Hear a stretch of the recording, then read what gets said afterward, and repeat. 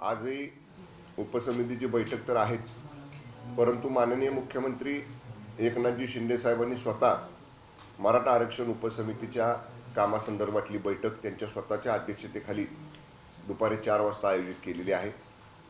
या बैठकीबाबतीत कालच मी स्वतः माननीय मनोज पाटील जरांगे साहेबांना या बैठकीसाठी त्यांनी उपस्थित राहावं असं मंत्रिमंडळ उपसमितीचा सदस्य या नात्याने विनंती केलेली आहे। तसं माझं पत्र मी कालच आमच्या प्रतिनिधीमार्फत स्वतः माननीय जरांगे पाटील साहेबांकडे दिलेलं आहे।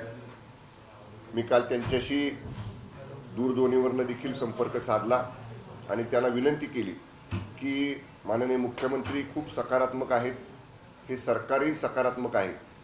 80-85% मराठा आरक्षणाचा विषय आपण सोडवलेला आहे आणि ज्या काही कायदेशीर बाबी कॉन्क्रीट बाबी आपल्याला पूर्ण करायच्या आहेत त्याच्यासाठी सतत बैठका स्वतः माननीय मुख्यमंत्री महोदय घेत आहेत। तर या बैठकीमध्ये आपण स्वतः उपस्थित राहावं, आपलं जे मत आहे, आपल्याला जे काय म्हणायचं आहे की समजा क्युरेटिव्ह पिटिशन जी 24 तारखेला बोर्डावरती आहे माननीय सुप्रीम कोर्टाच्या, तिथं काय मुद्दे मांडावेत जे आमच्या क्युरेटिव्ह पिटिशनमध्ये आहेत पण तरीसुद्धा ते कशा पद्धतीनं मांडावेत या बाबतीत किंवा इतर सगळ्याच बाबतीत मराठा आरक्षणच्या माननीय जरांगे पाटील साहेबांचं जे काय मत असेल ते स्वतः येऊन बैठकीमध्ये सहभाग घेऊन त्यांनी व्यक्त करावं अशी मी त्यांना विनंती केलेली आहे। काल मला ते म्हटले होते की मी प्रयत्न करतो येण्याचा, परंतु अजून तरी त्यांच्याकडून काही तसा निरोप आलेला नाही। आम्ही पर्यायी व्यवस्था ऑनलाईन VC वरती सुद्धा त्यांना जॉईन होता येईल अशी सुद्धा पर्यायी व्यवस्था करून ठेवलेली आहे। सरकार एक एक पाऊल पुढे टाकते, सकारात्मकपणे टाकते, तर जरांगे पाटील साहेबांनी सुद्धा त्याला सकारात्मक प्रतिसाद द्यावा एवढंच सरकारच्या वतीनं त्यांना विनंती आहे। सर, आणखी एक अशी माहिती समोर आली आहे की तिसरा अहवाल जो कुणबी मराठा दाखल्यांसंदर्भात लवकरच येणार आहे, त्या अनुषंगानं कार्यकक्षा समितीच्या आणि कार्यादेश देण्यात आलेले नाही सरकारच्या वतीने, देण्यात आलेले नाहीत। त्यामुळे जवळपास 1-1.5 आठवड्यांपासून समितीचं काम ठप्प आहे। कुठल्या समितीचं? शिंदे समितीचं।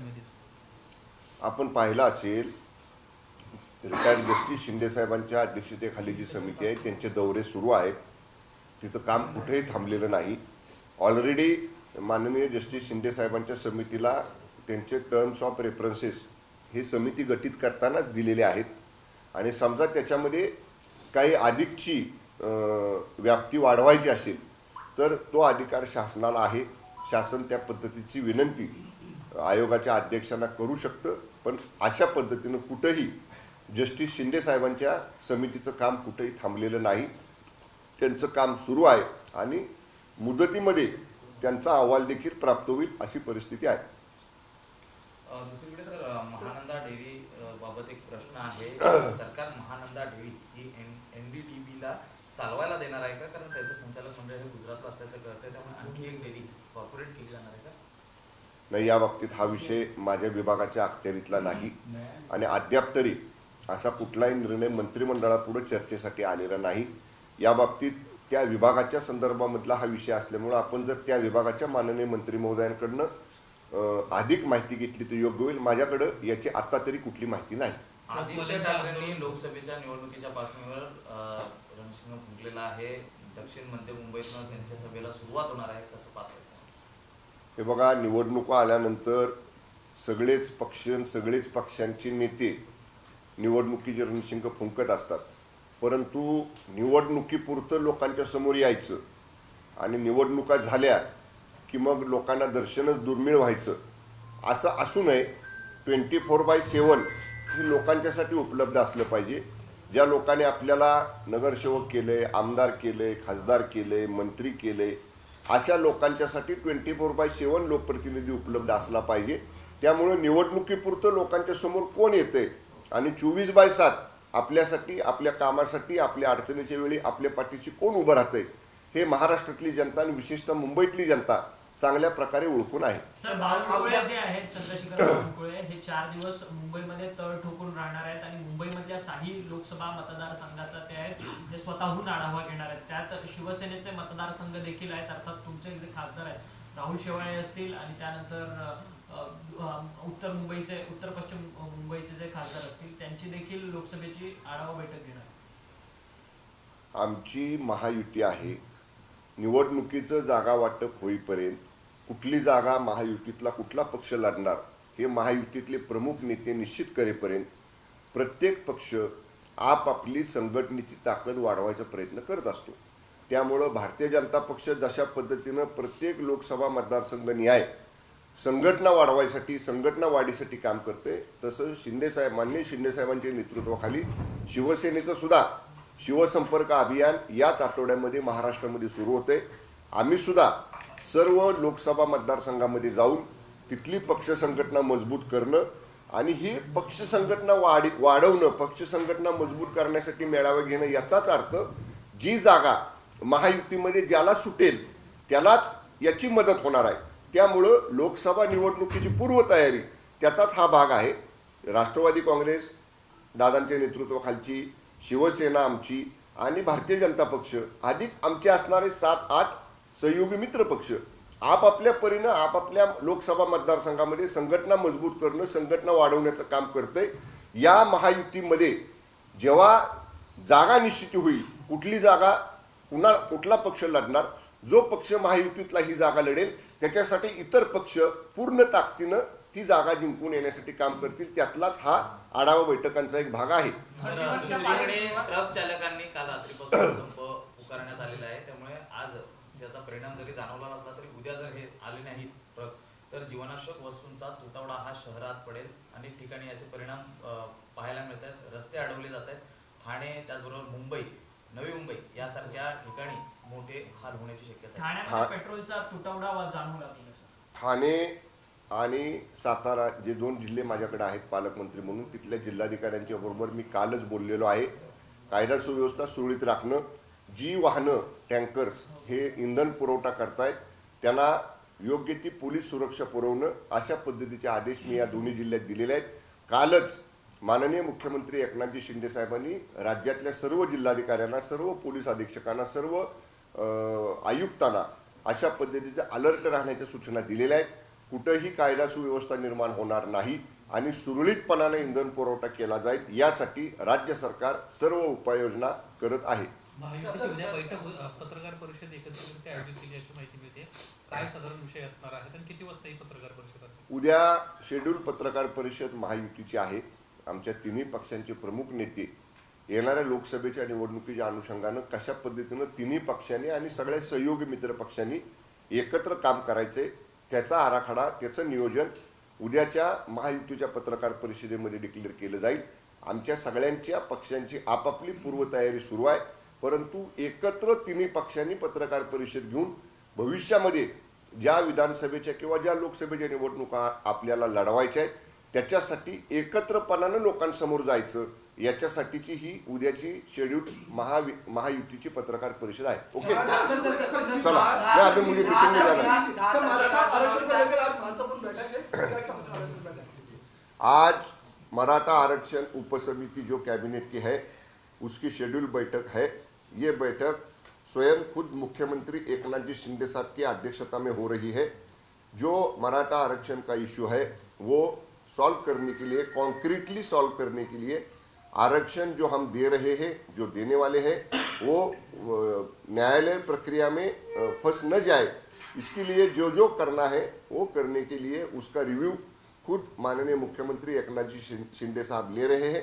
इसके बारे में मराठा आरक्षण उपसमिति का सदस्य, मंत्रिमंडल उपसमिति का सदस्य होने के नाते मैंने खुद कल माननीय मनोज पाटिल जारंगे साहब को विनंती पत्र दिया है कि आप भी खुद आज की मीटिंग में आके शामिल हो जाइए.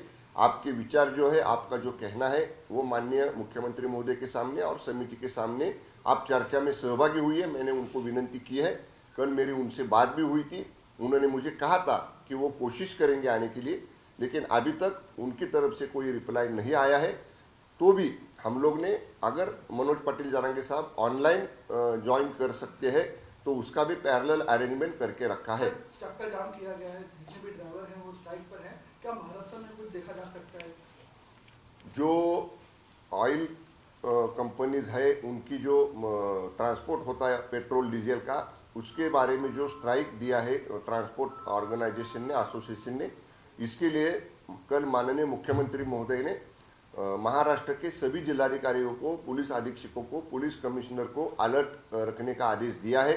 कहीं भी लॉ एंड ऑर्डर का सिचुएशन न आए सामने, इसलिए जो भी करना है वो लॉ एंड ऑर्डर मेंटेन करने के लिए हमारा लोकल प्रशासन करेगा। एक आखिरी सवाल सर कि महायुति की कल प्रेस कॉन्फ्रेंस में क्या होना है? महायुति हम साथ में ये अगले वाले लोकसभा और विधानसभा का चुनाव को सामने जाएंगे। जो भी महायुति के प्रमुख पक्ष है और हमारे सहयोगी पक्ष है, इनकी आपकी तैयारी अपने अपने जिले में अपने अपने कॉन्स्टिट्यूशन में चल रही है, लेकिन चुनाव के लिए सामने जाने में हम तीनों साथ में है, हमारे सहयोगी पक्ष साथ में है। इसका जो हमारा आगे का प्लान है, आगे के हमारी जो काम करने की प्रोसीजर है, उसके बारे में जो भी डिसीजंस है उसके बारे में कल की महायुति की ज्वाइंट प्रेस कॉन्फ्रेंस में आपके सामने सब बातें रख जाएंगी। ओके, धन्यवाद। चला, आमदार अपात्रतेच्या निर्णयासाठी आता 8च दिवस राहिलेले, 10 तारखेला हा निर्णय समोर येऊ शकतो, कसं बघतात याकडे? यापूर्वी सुद्धा मी सांगितलेलं आहे, अपात्रतेच्या बाबतीमध्ये माननीय विधानसभा अध्यक्षांच्या समोर सुनावण्या सुरू आहेत। आमचं मत आम्ही माननीय विधानसभा अध्यक्षांच्या समोर मांडलेलं आहे। आमची बाजू कायद्याच्या आधारे कशी योग्य आहे हे सुद्धा आम्ही माननीय विधानसभा अध्यक्ष महोदयांच्या समोर या ठिकाणी आम्ही मांडलेलं आहे। आमचं लेखी आर्ग्युमेंट, आमचा तोंडी युक्तिवाद, उलट तपासामध्ये ज्या काही बाबी आम्हाला सांगायच्या होत्या त्या आमच्या वतीनं माननीय विधानसभा अध्यक्षांच्या समोर आम्ही मांडलेल्या आहेत। मला विश्वास आहे कुठलंही बेकायदेशीर कृत्य आम्ही केलेलं नाही। कायद्याच्या चौकटीत बसणाराच निर्णय आम्ही सगळ्यांनी घेतलेला आहे। त्यामुळं माननीय विधानसभा अध्यक्ष महोदयांच्या कोर्टामध्ये आम्हाला न्याय मिळेल असा आम्हाला विश्वास आहे। सर, लोकसभा निवडणुकीच्या पार्श्वभूमीवर भाजपकडनं एक समिती स्थापन करण्यात आलेली आहे। दुसऱ्या पक्षातून भाजपकडे येणारे जे नेते मंडळी आहेत त्या नेते मंडळींना भाजप पक्ष जॉईन करण्याच्या संदर्भात या समितीचं अप्रुव्हल आता असणं महत्त्वाचं असणार आहे। खरं तर गेल्या काही वर्षांपासून अनेक नेते मंडळी जे आहेत ते भाजपमध्ये इन्कमिंग करत होते आणि अशा पद्धतीने आता एक समिती जी आहे ती भाजपने स्थापन केली आहे। हा भारतीय जनता पक्षाचा अंतर्गत पक्ष संघटनेतला विषय आहे। इतर पक्षाच्या नेत्यांनी किंवा इतर पक्षाच्या व्यक्तींनी एखाद्या दुसऱ्या पक्षाच्या अंतर्गत बाबींवरती बोलणं योग्य नाही, पण भारतीय जनता पक्षानं त्यांचा पक्ष वाढवण्यासाठी जे जे त्यांना करावं लागेल ते आजपर्यंत केलेलं आहे। त्यामुळे इतर पक्षांनी समिती स्थापन केली का, ती कशासाठी केली, त्याचे अप्रूव्हल घेणार का, या बाबी पक्षाच्या अंतर्गत बाबी असतात।